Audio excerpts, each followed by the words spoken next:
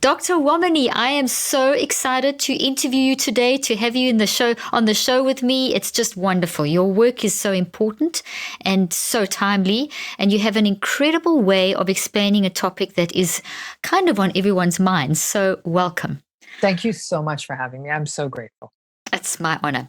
Well, before we start, can you just introduce yourself to my audience and tell them a little bit about you and what motivates you, and maybe a little tidbit of what's not in your biography, and love to know a little bit about you.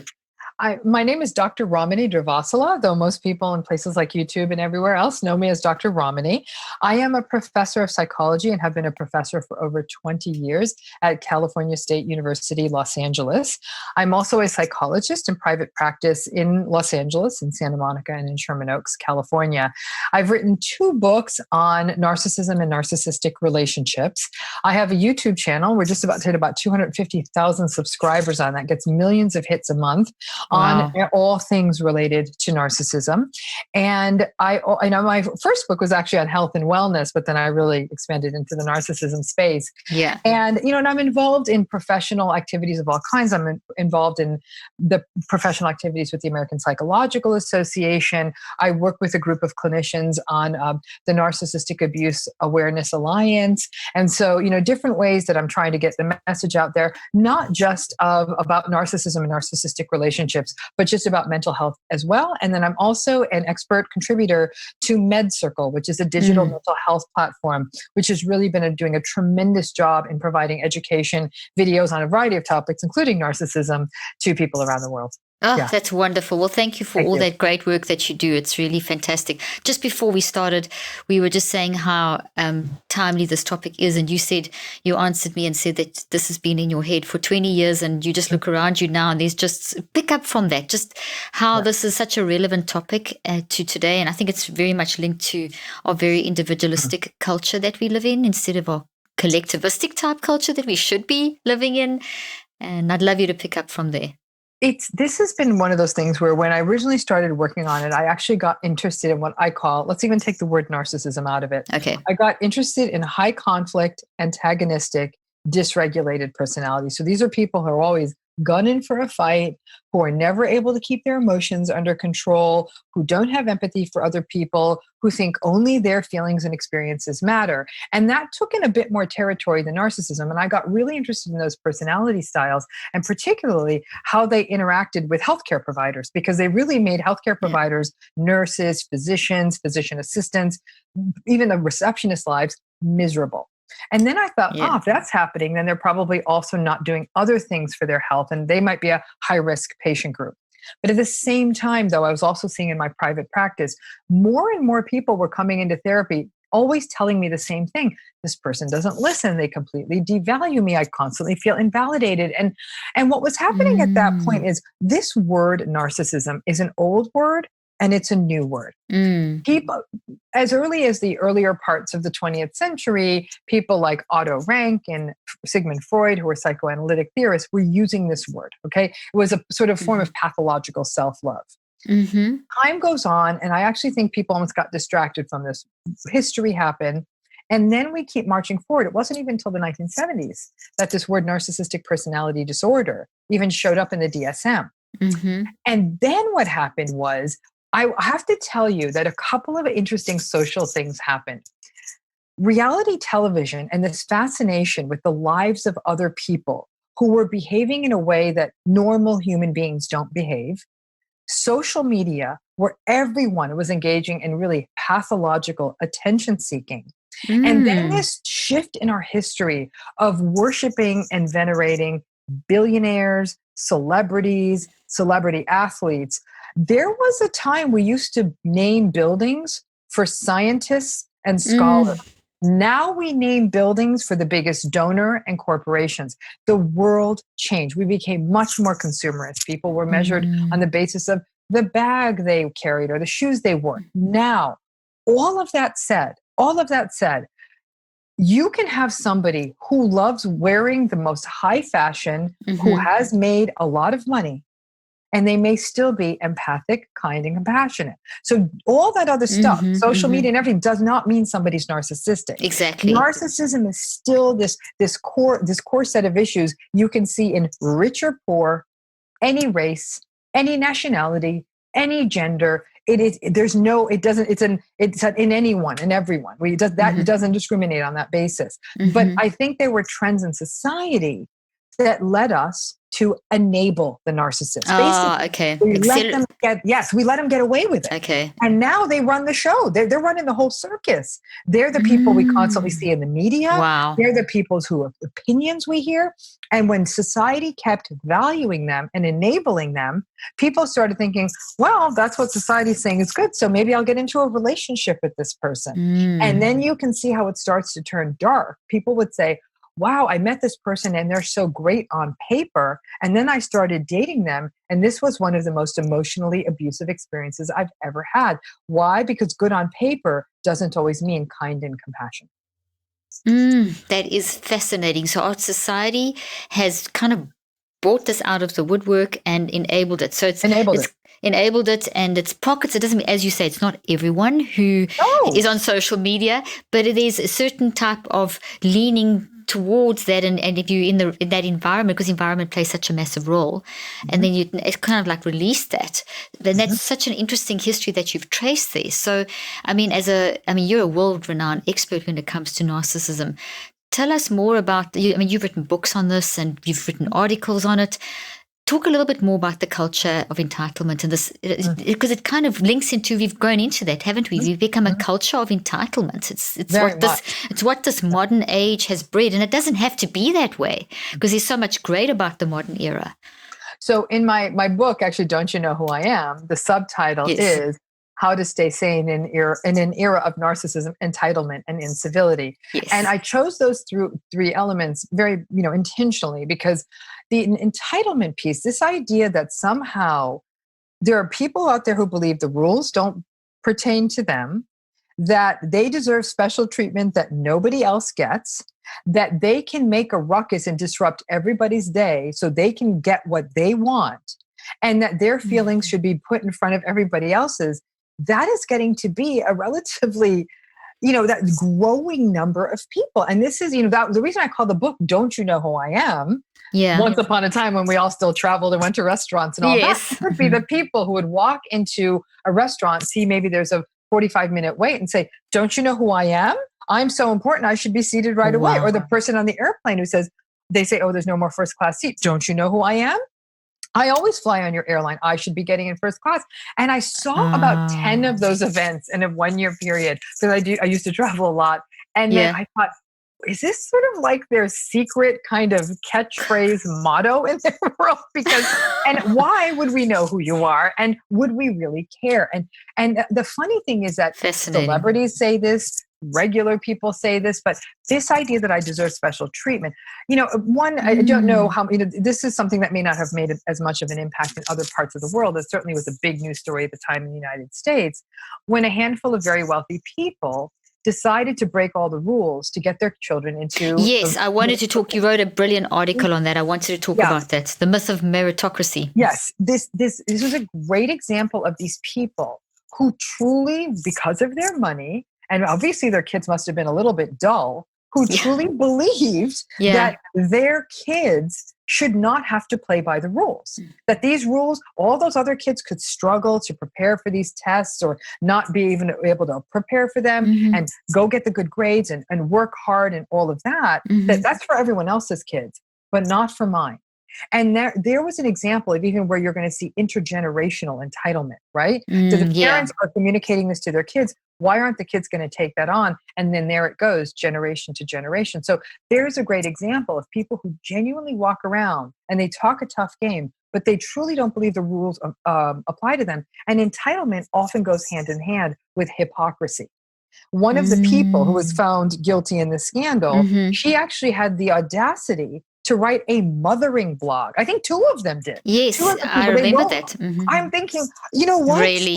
Stay in your lane. Like if you're going to be entitled, please don't tell me how to mother my kids. And I happen to have kids who are of the age applying to college, and I watch my daughter go through the agony of studying for the test, studying in school, getting the rejection letters. Like, I watched her. And the process of just applying. I've got 4 kids of myself that went through it. It's a huge process. It's a huge process. But it's part of what you're supposed to do. Yeah. I didn't grease any skids. I said, this is yours, and I'll be your emotional support and all of that. But this is yours to do, and I think to myself, and how many slots then how do you teach your children how to be ethical people when there are so many entitled people around there? And so I do think that this is a huge problem of people believing rules don't apply to them, but try to enforce them mercilessly for other people. I actually think it's a reason that this world is actually kind of falling apart right now. I mean, you want a rule, then hold everyone equally accountable to that rule. Done. Yeah, you can't have 2 standards. So it's almost like a whole different standard. This is for me and that's for you. And that doesn't work because we're all human and we're all facing the same, living in the same world. That just doesn't work like that. And so you also wrote another article, you've written so many good ones, but also related to this. I just want to pick the article up here. Very interesting on a guide to better relationships in terms of, what did you call this, entitlement, narcissism, and the spread of the virus. I thought that was fascinating. Yeah. So I wanted to pick on that article too, because if you think of like these, there wasn't just one parent who did this, and those are the ones we know of. You also talk about in that other article how many times has this happened from kindergarten all the way through getting into these schools and into what about in the work environment? So you selected one example, but this is like a whole thing that's happening. And then you talked about coronavirus, and I thought this is fascinating how you approached it, because there's been such a lot of, as you know, the conspiracy theories and people fighting against lockdown and not considering other people's. That you actually not trying to spread. We're not trying to be. The government's not trying to be sadistically locking us up. It's actually trying to control people getting sick. Can you talk about that article? Yeah. Because I think it's another example. Conspiracy theories and narcissism, or people who believe in conspiracy theories and narcissism, do tend to be a little bit correlated, because when you think about interesting, there's an arrogance, there's an audacity, a sense of I know better than science, I know better than people who've been working on these fields. Like this is a person who barely finished high school and they're trying to expound on epidemiology, and I'm thinking. Really? Okay, no. And so there in conspiracy theories, there's very much, you got to remember, people who are narcissistic tend to be very, very sensitive to the point of almost being paranoid. What are conspiracy theories? They're very, very paranoid. There's a sense of victimhood in conspiracy theories. The government's out to get me. The aliens are out to get me. There's something out there. 5G is out to get me. Whatever it is, that they play the victim. Victimhood is very much a part of narcissism as well. So this whole, and what we do see is that, in fact, in the countries where you saw more people adhering to conspiracy theories, those countries tend to have worse spread of coronavirus. And those also tend to be countries that are led by very authoritarian, I'd say narcissistic leaders. And so all of these pieces are started fitting in. And when I wrote that article originally, it was before all of this really blew up. I think I wrote it back in March.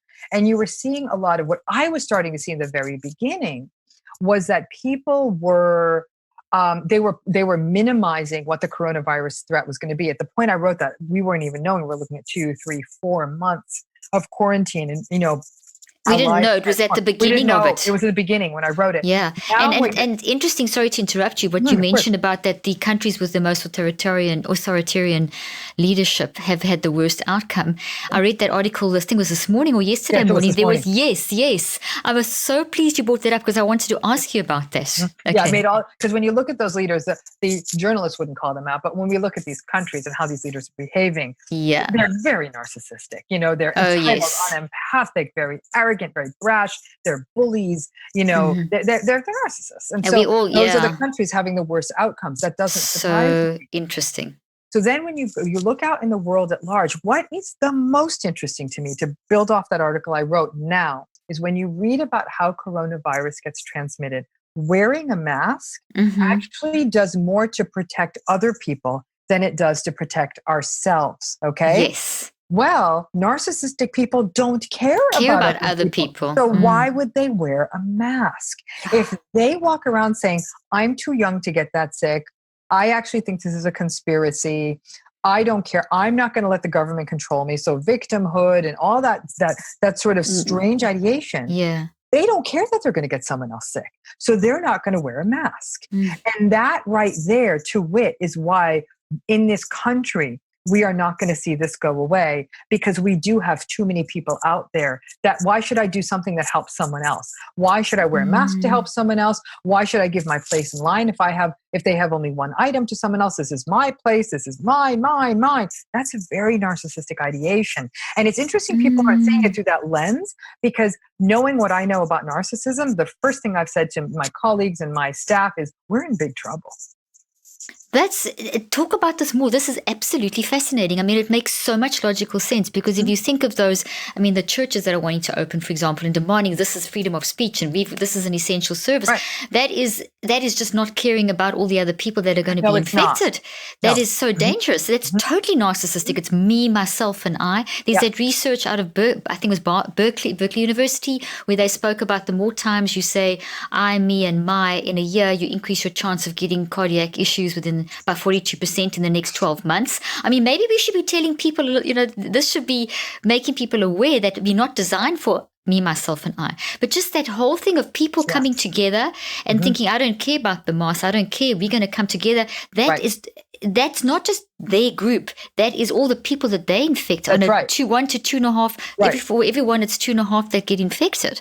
Very much so. And so people are, they minimize it. So in other words, one thing I've been seeing in a lot of relationships was that one person would be much more worried about getting infected, getting other people infected, staying healthy. And their partner would say, you're being ridiculous. It isn't that big a deal. I'm not wearing a mask. I'm not going to clean the groceries.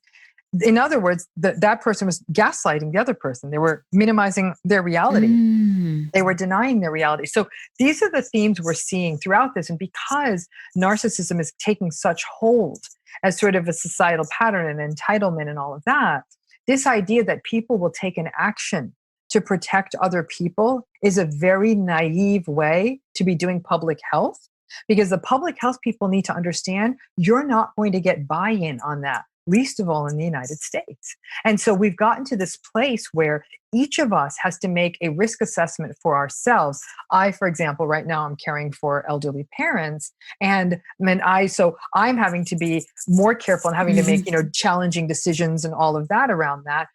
Someone else may say, I don't have contact with elderly people. I kind of do my thing and fine, great. But that's where we're at, because this idea that people are going to protect each other, unless there's punishable laws, like if you don't wear a mask properly, you will face a fine or an arrest, then yes, maybe you would have that. But otherwise, you cannot expect people to take responsibility. And that's where narcissism really throws a lot of public policy completely out of whack, because these are the people who are never going to make a decision for the greater good. They're only going to make a decision for themselves, leaving more and more of us having to make decisions for ourselves, because there's this unsafe world being created because nobody's actually, thinking what's for the greater good, like wearing a mask, even when it's it feels unnecessary. It is necessary. That's the fact, is that yes, it is. We are seeing that the research is showing that. And the other thing we know, for example, is that there was a very good article that I read a day or two ago on this idea of super spreading events,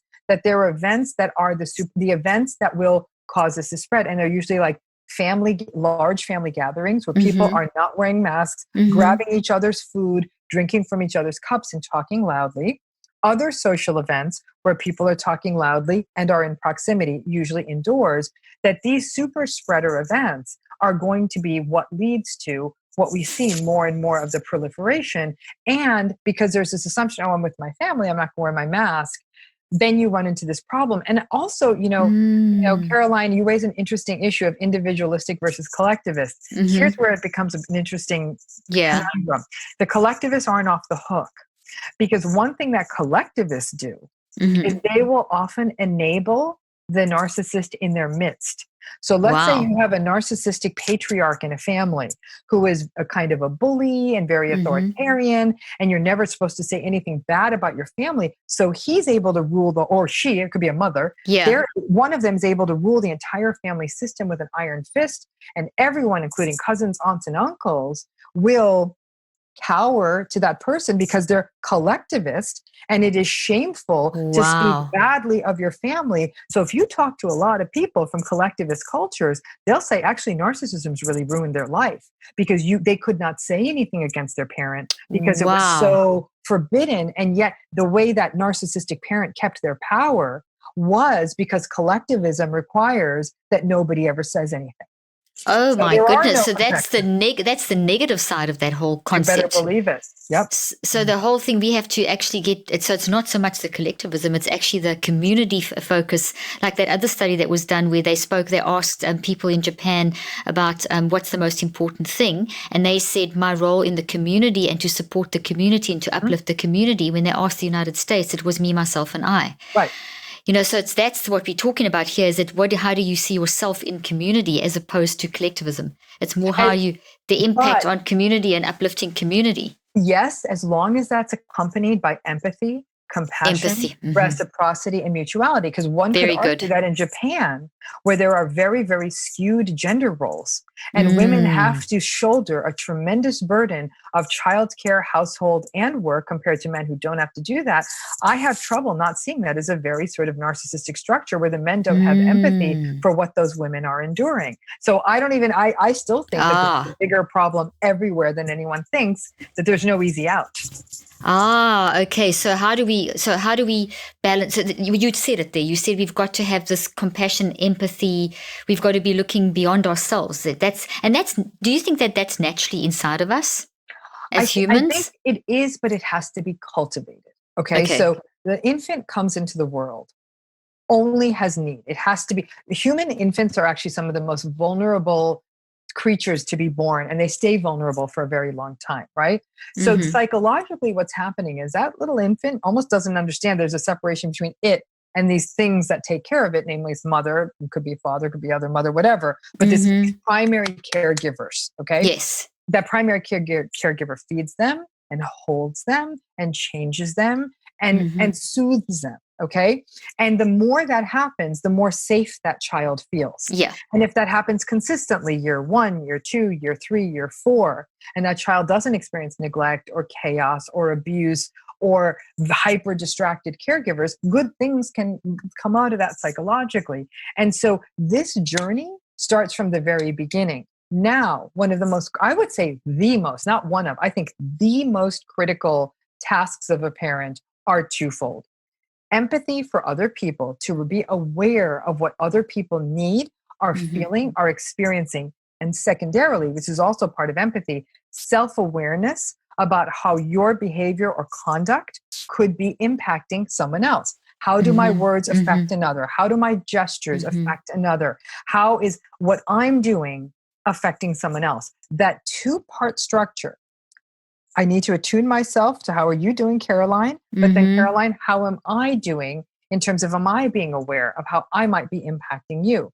That is empathy. That whole idea of being self-reflective and caring about what other people think and feel, that is becoming more and more and more curtailed because parents aren't always teaching it. Everyone's distracted. I understand we're overly reliant on technology now more than ever, but we've got to build in the empathy because we need it everywhere. And you can do empathy, mindful empathy throughout your day, whether it's back in the days when we actually left the house, how you intersected with the person in the coffee shop who gave you your coffee, the person who rang up your groceries, the nurse who might have drawn your blood, the coworker who might have dropped something. Every little interaction you have can be so tinged with so much empathy. Everyone, even if it's a momentary interaction. But I think so many people just completely minimize their human interactions. They view other people as objects and conveniences. And they just almost, like they view them like I would this pen, like, oh, this is a nice pen, I'll use it. And then when I don't want it, I'm going to toss it aside. That idea of empathy building starts young. And I have to tell you, that kind of empathic structure kind of gets locked in probably by the time the child is in late elementary school or middle school. After that, if you haven't taught this to this kid, good luck. It's not going to be easy. What you have just said is so incredibly important, profound, and absolutely brilliant. And I so relate to that. The work that I do, I've been in this mind-brain research now for 38 years, and I look at the whole intersection between the deep a deep sort of spiritual nature, the non-conscious mind and the physical brain and the physiology. So the whole connection and how you can't separate and holistic and all that kind of stuff. And I practice clinically as well. And one of the things that has been paramount in my research and just finished a set of clinical trials is this whole, one of the main things I taught all my patients was, and it's so interesting, I literally had to teach them empathy. I literally had to teach them self-regulation. One of the core underlying, if you read any of my books, I'll happily send you my books, and the latest book that I've just written, the word self-regulation and self-awareness comes up throughout as a primary mind management technique of being aware of what am I thinking, what am I feeling, what am I choosing, and what is the impact on others. Because there's this, I work with quantum physics as well, and one of the physicists that I follow who's just brilliant in terms of understanding the spiritual nature and the deep things and the sort of relationship, and he talks about it's not about you, it's about you in the world and your impact. And he talks about it from a very quantum physics level, but how quantum physics is a law of thought. And this has been a huge part of my work, and it's like the primary thing. You are aware not to make yourself like primary, is to make yourself understand your impact on others, because that then it's that relational thing that is so vitally important. But I have to teach people that it's some people literally, it's like that part of, I've got an app, I've got books, I've got techniques, I did it in therapy, and that was one of the most difficult things to teach people. And we see in the brain, when we do the neurophysiology studies using QEEG, you actually can see when people are completely self-consumed, their brain goes into such high levels of stress that they actually can't, they're wrong. You have all these different energies flowing in the brain, alpha, beta, theta, all that sort of thing. But the high beta flows when people are very self-involved. So probably people being very narcissistic without the empathy, being all me, myself, and I, it's all about me, that you actually get way too much of the high beta, everything goes, it's like instead of it being a wave in a sea, it becomes like a rapid or a waterfall. Right. So it becomes very similar to an anxious brain, but it's someone who's very anxious, or excessively anxious, but it blocks the clarity of thought. So you don't really dig deep into yourself. So self-regulation literally goes. Because on your most deepest level, it's dynamic self-regulation and active self-regulation, and the two have to meet. But I mean, I'm just going off on it, but just underlying what you said, the science shows it. When you said you have to teach, I thought this is what I cannot. Thank you for saying that, because it's critical. And it is the most important thing you can teach early in life. I think it's more important than any other thing we teach a child. And I would add to that, to what you just said, it's not just empathy and self-awareness, but it is also self-regulation, the ability to manage one's emotions, to feel in possession of those. And more than anything else, that you can regulate them, because some people, when they can't regulate their emotions, they harm themselves. Exactly. Some people, when they can't regulate their emotions, they harm other people. In narcissism, we tend to see more of the harm other people part of it. So they don't want to harm them. You know what I'm saying? Yeah. In other personality styles, we tend to see more of the harm themselves. So they're externalizing the narcissistic. They want to protect them. So they're very strong self-protection, and they'll take it out on others and use others to make themselves feel good, because that's a huge part of it. Exactly, the entire dynamic. Yes. So let's circle back and let's define for people, because people always love a definition of narcissism. How would you? I mean, you've defined it already, but just let's give people a handle on it, because you have a very nice way of explaining it. In its simplest form, narcissism really is pathological insecurity. And it's characterized by lack of empathy, entitlement, grandiosity, arrogance, superficiality, validation and admiration seeking, dysregulation, challenges with managing negative experiences like frustration and disappointment, and hypersensitivity in the face of slights or criticism. Sounds like some politicians you're describing. Yeah, that's my point. And so these are the things that make up the narcissistic personality style. It is a very antagonistic style, because they are not able, for example, to manage frustration and disappointment. Once they encounter those states, they tend to take them out on other people. So they will rage, they will get angry, they will scream, they will insult. If they're having a good day, they actually can really keep it together well, which is why so many people get drawn in or seduced by them, because they can be very successful. Remember, they are very, very goal-driven, because their goals are how they prop themselves to the world. So they want to be the most successful, the most wealthy, the most famous. Those things matter a lot to them. So they're Mm. constantly driven in that direction. And so as a result of that, they do become successful. And then many people will excuse their bad behavior in the name Mm. of their success. Oh, she's the best Mm. dressed designer. He's such a good actor. He really knows how to sink the shot in rugby or football or soccer or whatever,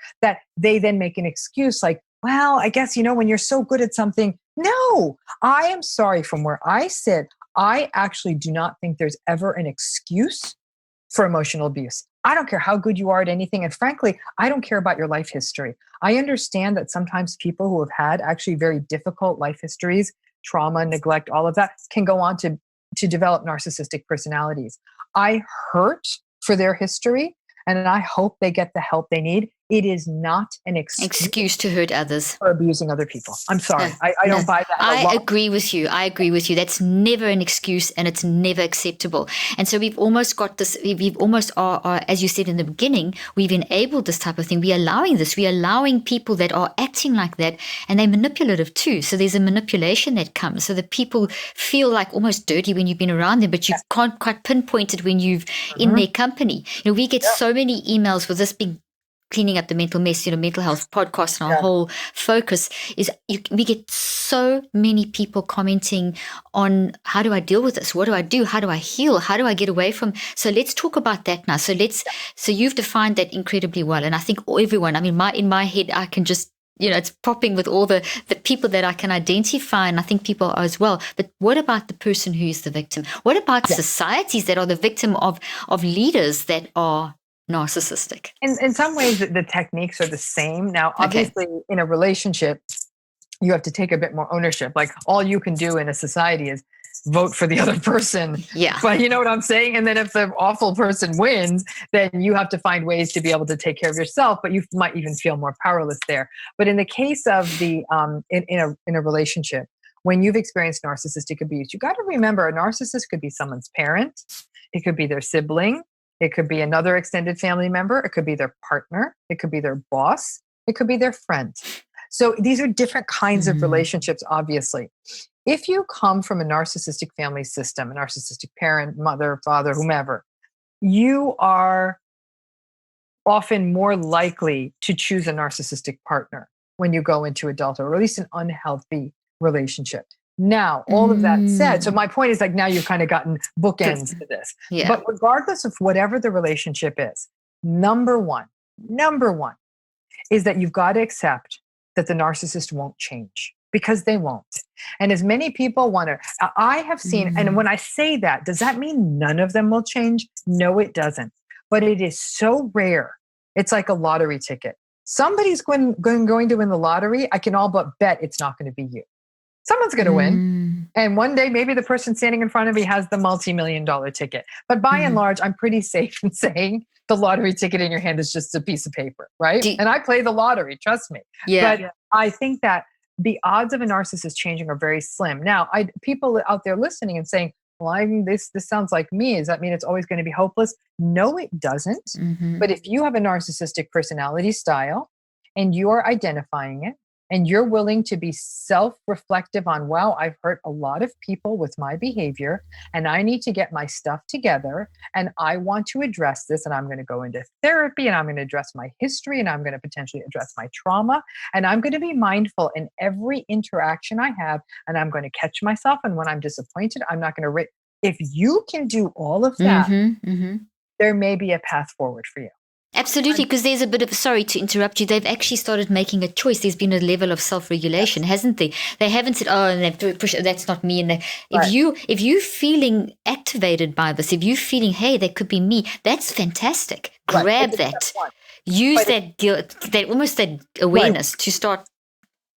But even as I say that, I'm going to tell you, the majority of people listening to this, if you have a narcissist in your life, you can make a very, very, very solid bet on the fact that they're not going to change. That radical acceptance is essential to moving forward, because the way people get hurt in these relationships and the way they get stuck in these relationships is because they maintain hope it's going to get better. They're fearful of what will happen if the relationship ends, or they step away from it, or they set a boundary. They feel guilty about setting a boundary or stepping away.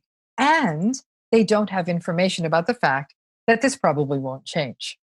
Oh, So wow. all of those things are That's the reasons people very get, powerful. and yes, and they get stuck. So once you start clearing the air, like I'm telling you now, and I tell my clients all the time, this isn't going to change. And I've had a unique perch on this, Caroline, because I Mm-hmm. have worked with some people 2, 5, 10 years, 10 years in, nothing's changed. And Mm. I'll say, I'm happy to go back to these early notes I took on this. And they'll say, no, you're right. And so Wow. literally, even with me at their side, I'm saying, yeah, not going to change 5 years in. That's not going to change 10 years. And sometimes they even drop in and out of therapy. So they'll drop out for 4 years and they'll come back and the relationship is exactly the same. It doesn't change. Wow. So that's number And one. that's research wise as well. That's Yeah, been, yeah, it's it's very much been, been shown. so before we jump on, I wanted to ask you a quick question there because it's related to this, them not changing. Because I've always had the belief that anyone can change.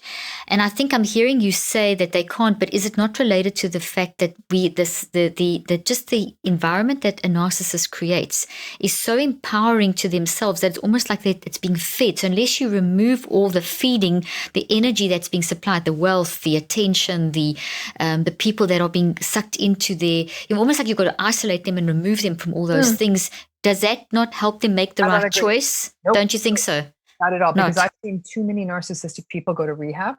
So they get pulled away from their wealth. They get put in a room with someone else in a bunk bed, and they might get them to stop using drugs, but they're still Yeah. narcissistic. I mean, the fact is that Interesting.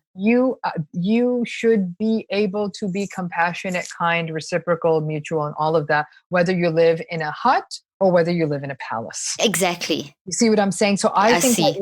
it's the kind of thing where, you've got to, I think that the person is going to commits to the work. And it is a hard thing to commit to because the majority of people can't identify it in themselves because it's very much it's very much a pattern where there's no self-awareness, right? So in the lack of that Yeah. self-awareness, it's almost impossible to create change. And then what has to happen is that in general, narcissistic individuals do not have a good capacity for closeness, for intimacy, for empathy, and they also actually have contempt for other people. That's a big wall to climb, to go from having contempt for people and then not having contempt for people. You have And to they have be contempt for all people and anyone all who people, crosses them. You just have all to cross. people. They'll like you if you like them. Otherwise, you cross them and they are.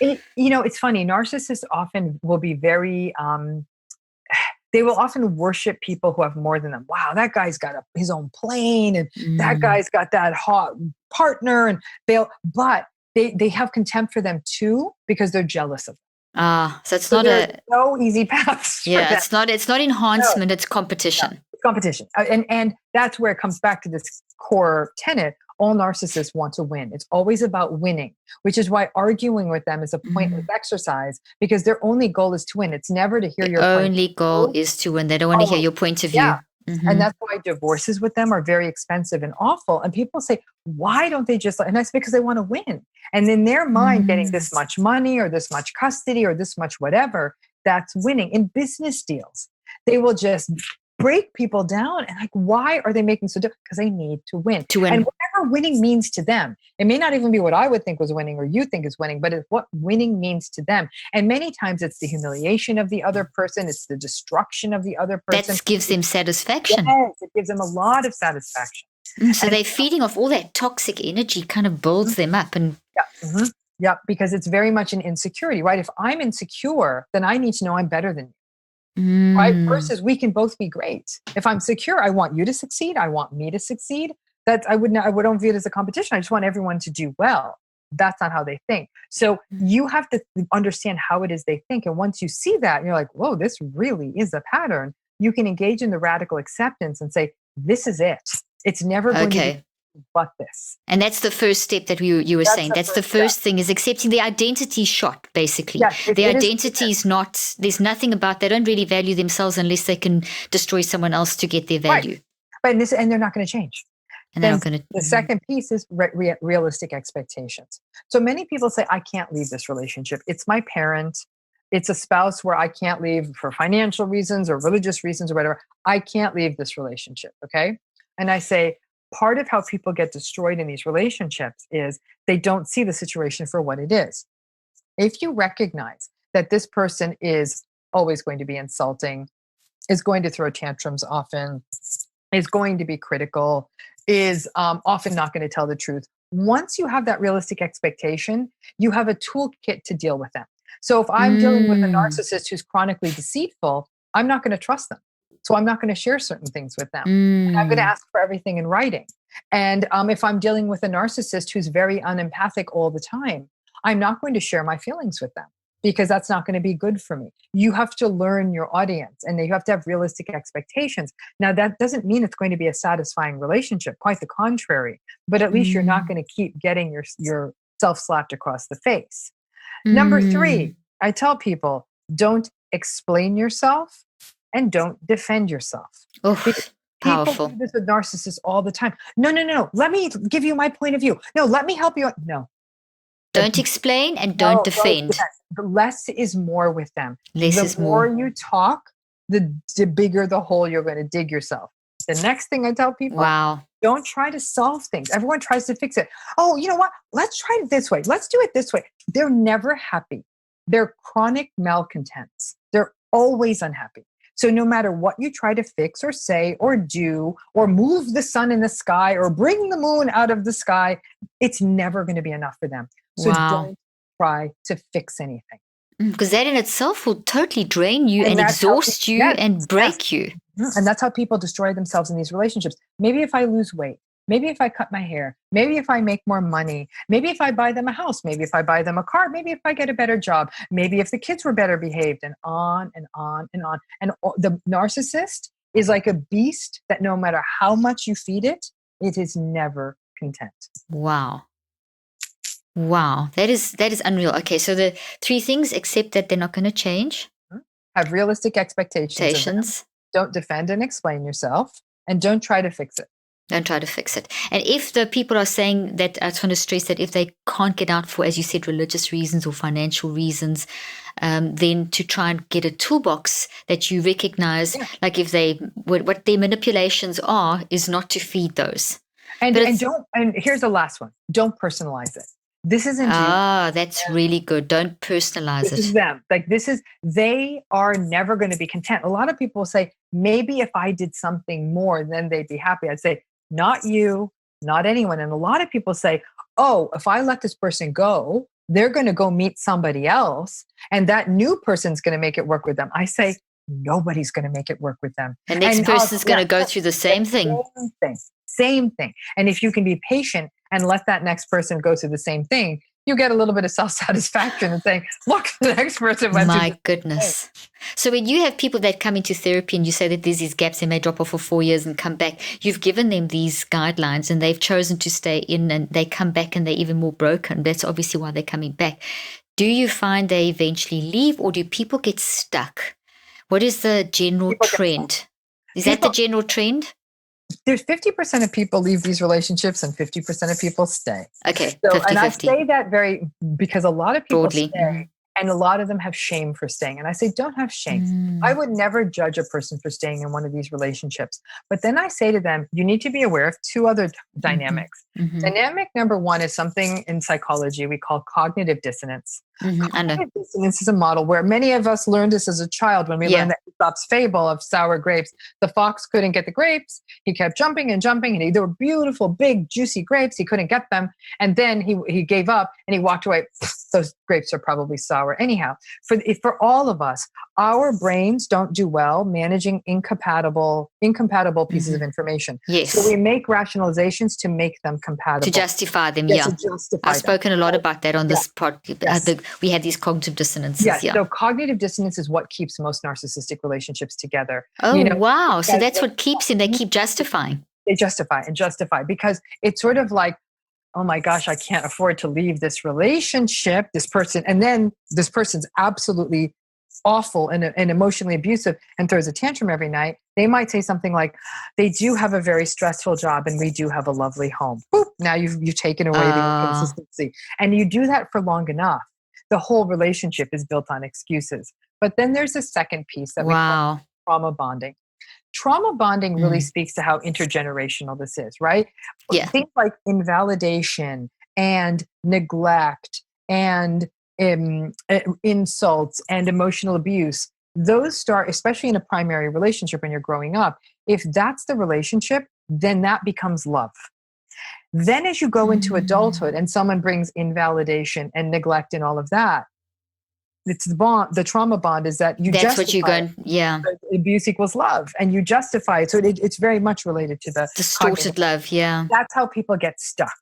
And they really, really, really find themselves that and intellectually they'll say, if this was my friend, I'd tell them to run away from this relationship.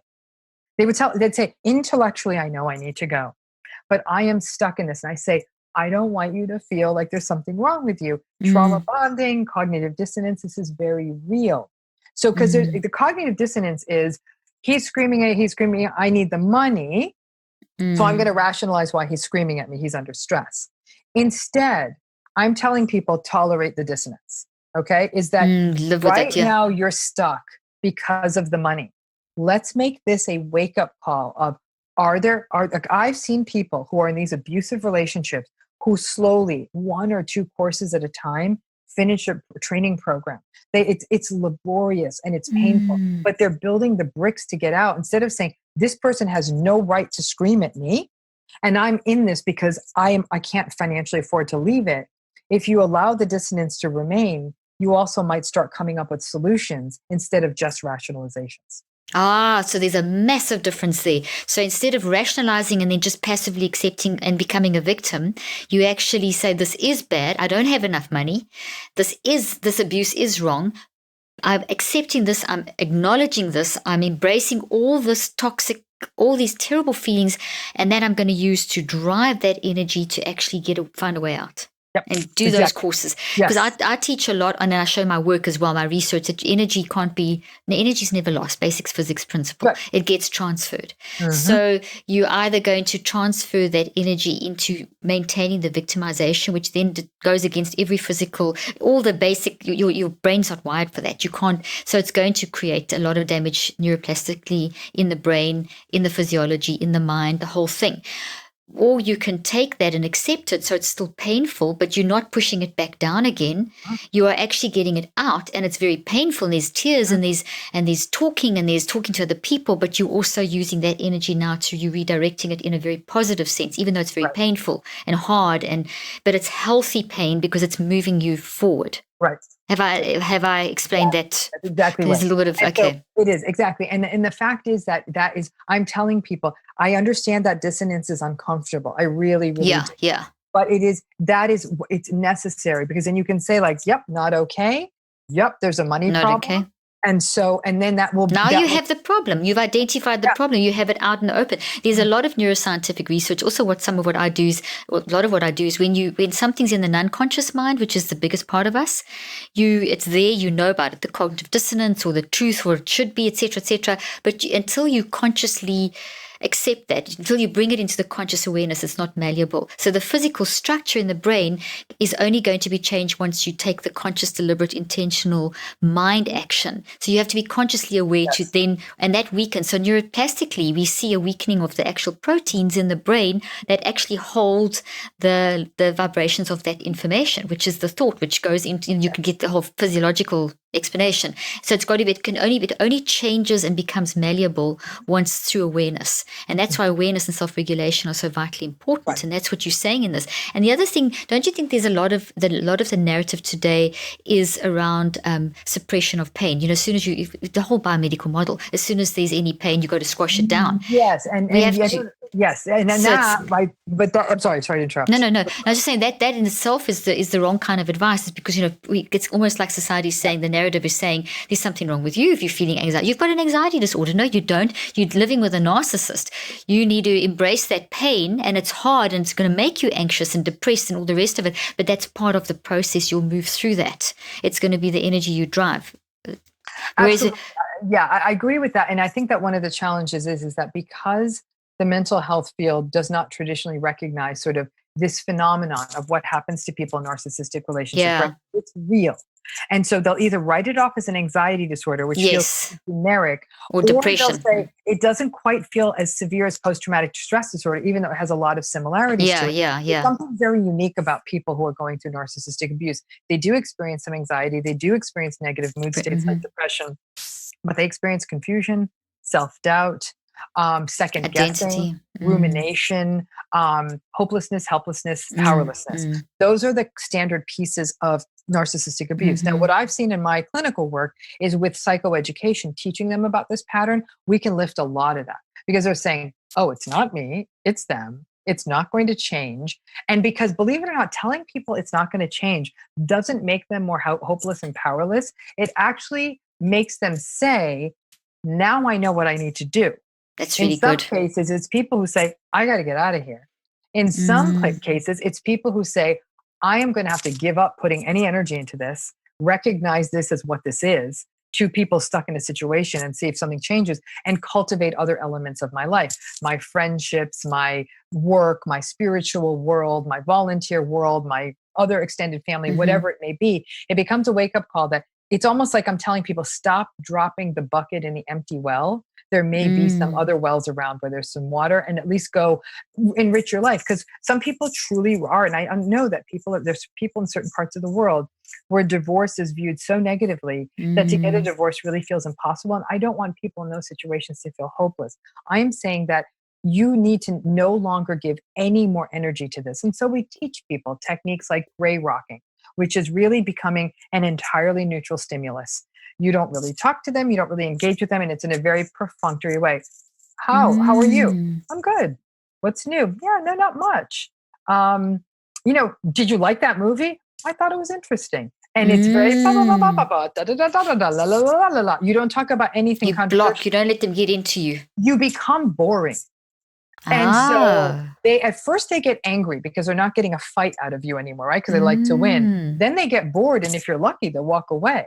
So, and then Oh, they'll go find some wow. other source of narcissistic supply. But many times they'll say, "What's wrong with you? You're so uninteresting," and say, I guess I'm just having a down day, or that. You have to really fortify yourself, and it's a shame we have to put so much Oh, energy into gosh. these relationships. So, and what you were talking about is we waste also a lot of time steering away from negative emotions. And Mm, that's actually one of the tenets of acceptance and commitment therapy, which is a very mm-hmm, mm-hmm. popular model Yes. in the Yeah. psychotherapy world now. And when I'm working with clients, one thing I do notice is that if I push them towards radical acceptance, it makes them very uncomfortable. Like, whoa, that's really bleak. And I say, I want you to stay in the bleakness for a while. Yes, I agree with that. Every Mm-hmm. time you turn away from it, you're putting yourself back in the relationship. But if you could stay with it Mm. and experience it and not be scared of it, you might say, okay, I'm going to come out the other side, and might feel like you might be able to make more change. Oh no, I So, love that. Yeah, and I see with the research we've just done now, just my most recent trials, we see on day 21 we see a gamma peak, so we see learning taking place. So people are saying that they've pushed through that terrible pain because yeah. it's really hard. There's definite days 4, 7, 14. It's interesting how when you go through the pain, accepting the pain, dealing with the embracing and so on, where you get to there's a point where people are starting to see a reason for the pain and I'm starting to get a handle on this, and Right. then it's much easier thereafter. So there's a lot of science behind that to help people. And I find just telling people that and just showing them sometimes the brain imagery and the change in the blood, which is not indicative of mental health, but your blood will follow what's going on. The main thing is your mind. You've got to make that decision to embrace, but your brain and your body will follow suit. And it's just nice to have that reinforcement. So I'm just undergirding what you're saying. To be able to push through that and to protect yourself in the process of Yeah. all that negative, but they get bored. That's fascinating. When they get bored, and then they'll maybe move away, or either if you react, you're going to feed back to them again because they're looking for the reaction. They're looking for the reaction. It's called baiting. And they're also, Yeah. narcissists are novelty seekers. So believe it, the research definitely suggests that they're very dopamine motivated. They're very much reward sensitive, as we call it. So people who are reward sensitive are more prone to addiction, gambling, high risk activities because they're reward sensitive. People who aren't reward sensitive aren't nearly as drawn to those activities. Narcissists, by definition, are very reward sensitive. Okay. 2 quick questions. I know this is just the beginning of such a long conversation. So we are I'm just respectful We'll of book your it time. again. Yeah, we'll have to do it again because it's been amazing.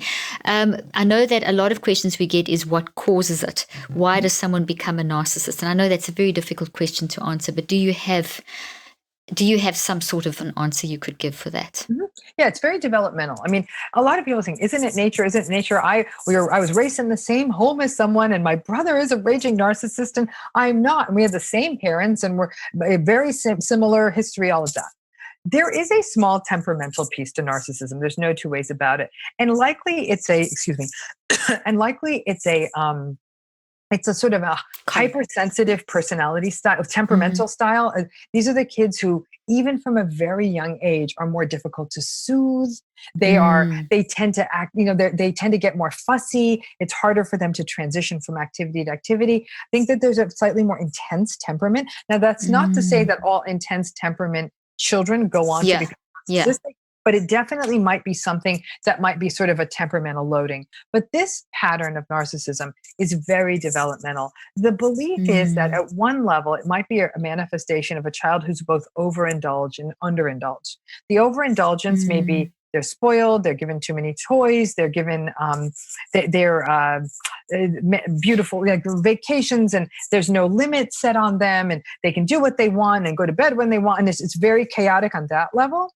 And then they're underindulged when it comes to their emotional world. So their parents are always like, here's a gift, here's a new iPhone, let's go to a theme park. But then when the child is having a real emotional experience, the parent is nowhere around to teach them how to soothe themselves, to listen to them. So they're impoverished when it comes to their emotional worlds, but they're almost overfed in this other place. Another pathway to narcissism is neglect and trauma.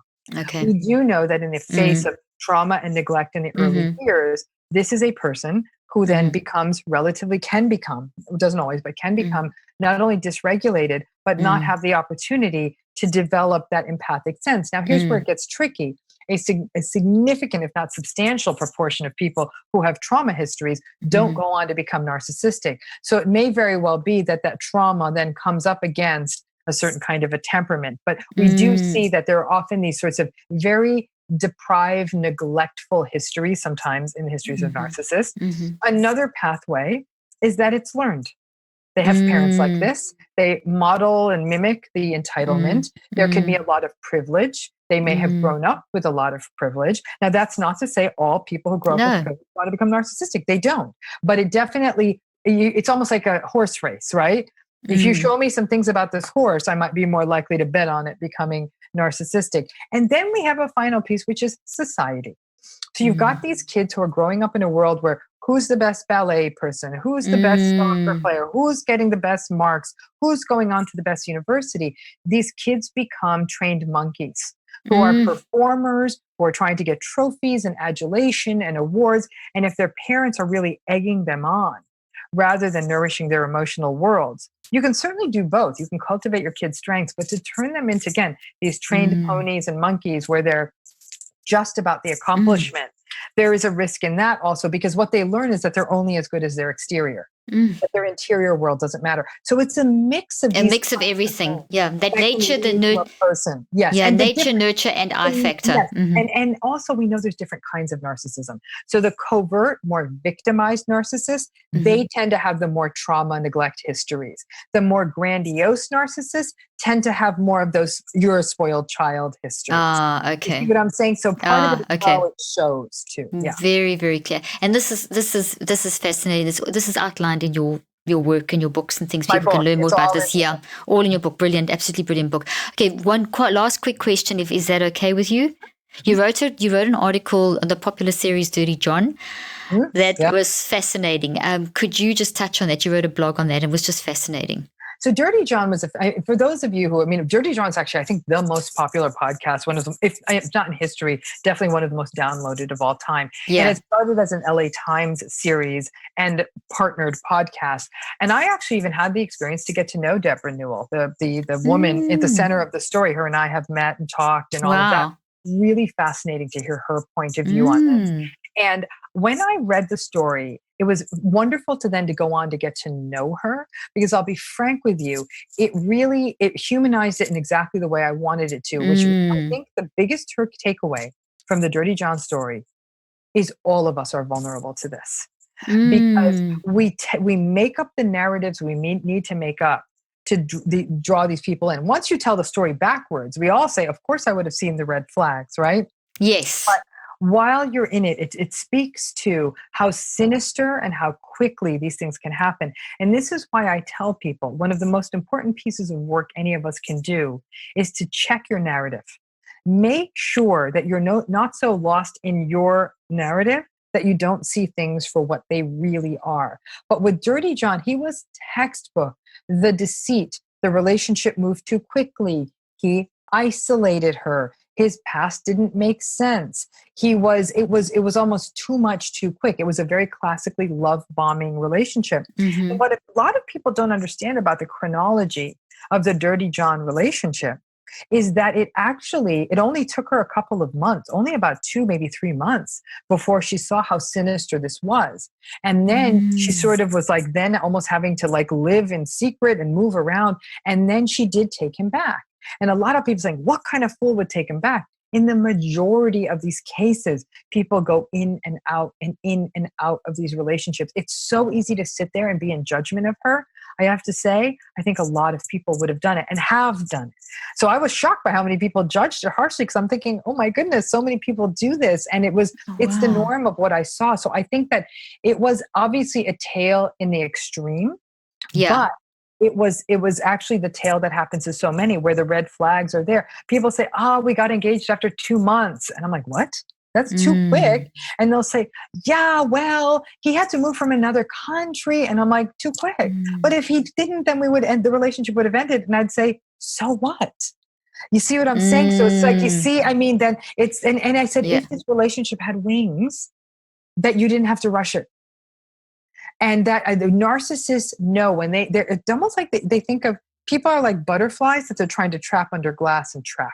And that that's why they often speed up relationships. Let's move in quickly. Let's get engaged quickly. Because once they have you locked down, not only are you a more consistent source of supply, then they don't have to put as much work into the relationship. That's fascinating. Well, I cannot thank you how much. I've enjoyed this so much. I feel I could talk to you for hours. It's absolutely fascinating. Your grasp on the subject and just on life in general, because there's just so many life lessons that you've actually given us today as well. And I want to thank you for your work. I definitely have to please have you back again to talk more in depth about all these incredible things. And thank you for your time. And where can people find out more about you? So you can go to my website, which is at drramani.com, doctor-ramani.com. You can also please sign up for my YouTube channel. We actually put out new content every day. Now that the quarantine has begun, I think let's just keep people fantastic informed.